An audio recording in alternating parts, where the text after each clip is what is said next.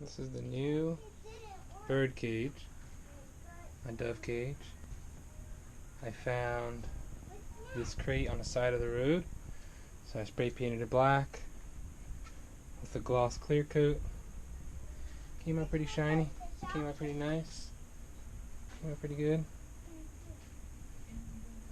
There's Jim. And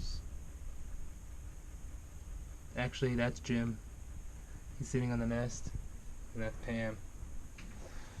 I wanted to show you the wood before I put vinegar on it. This is going to be a